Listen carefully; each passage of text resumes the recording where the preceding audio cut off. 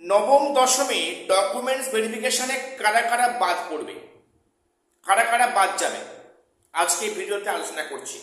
অনেকে আমাকে ইন্ডিভিজুয়ালি প্রশ্ন করছে যে আমার এই এই ইয়ার আমার ভুল দেওয়া হয়েছে, পাসিং ইয়ারে ভুল দেওয়া হয়েছে, সেখানে মার্কসে ভুল আছে, বা আমার সেখানে কাস্ট ক্যাটাগরি আপডেশন করা হয়নি, বা অন্যান্য সমস্যা আছে, আমি কি বাদ যাব?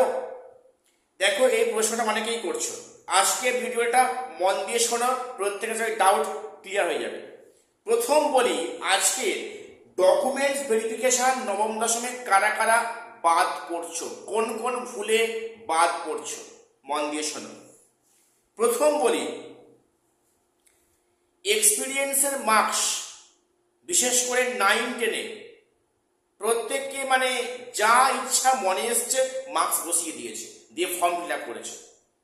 কে প্রাইভেট স্কুলে জব করে, মাসে 2,000 টাকা স্যালারি দেয়, সেও সেখানে মার্কস দিয়েছে, কেউ 6, কেউ 8, কেউ 10 দিয়েছে। আবার কেউ আছে কন্ট্রাকচুয়াল পোস্টে কাজ করে, সেখানে কোনো সার্টিফিকেট নেই, সেখানে তারা একটা মার্কস বসিয়েছে।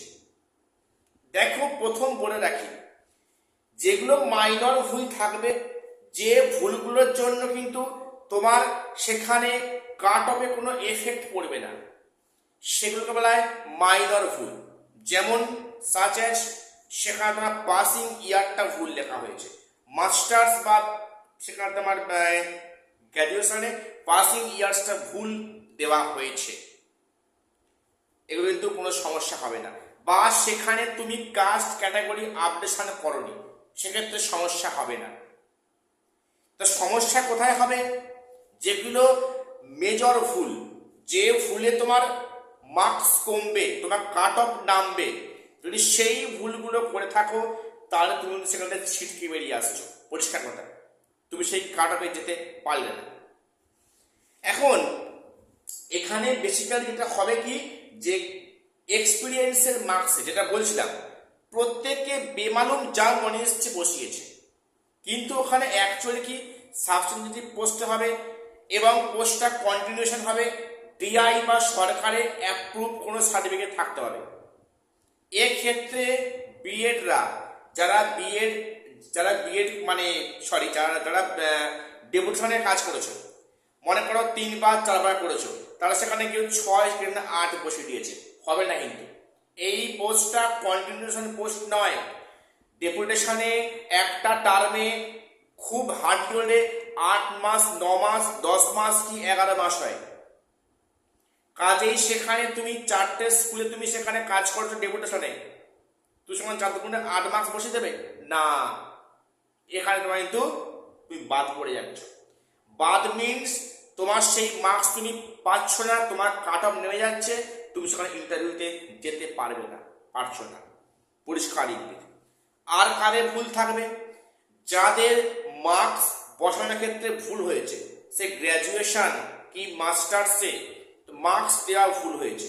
মনে করো নিয়ম আছে কি, একাডেমিকে, যে 50 to 60% মধ্যে সেখানে 8 মার্কস, অ্যাবাভ 60% সেখানে হচ্ছে কি 10 মার্কস, বিলো 50% সেখানে 6 মার্কস, এরকম ভাগ আছে তো।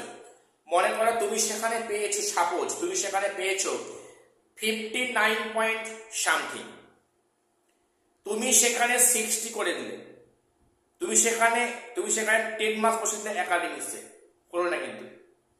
59 পয়েন্ট সামথিং মিনস সেখানে 59%, রাউন্ড ফিগার আসবে কিন্তু। অর্থাৎ তুমি সেখানে পাওয়ার কথা 8, তুমি দিয়েছো সেখানে 10, এই যে ভুলটা, সেখানে তোমার কিন্তু কাট অফ মার্কস 2 মার্কস কমে গেল, তুমি সেখানে ইন্টারভিউতে যাওয়ার সুযোগ পাচ্ছ না।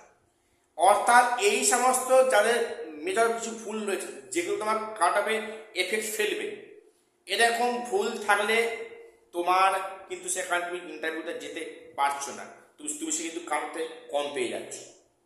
আর যাদের মাইনর ভুল যেটা বললাম, এক্ষেত্রে কোনো সমস্যা আশা করছি হবে না। তো আশা করি তোমাকে আমি প্রশ্নের উত্তর দিতে পারলাম। প্রত্যেক চ্যানেলটা সাবস্ক্রাইব করে দিও এসএসসি পিএসসি আপডেট পাওয়ার জন্য। আর শেষ করলাম, দেখা হচ্ছে পরে কোনো ভিডিওতে।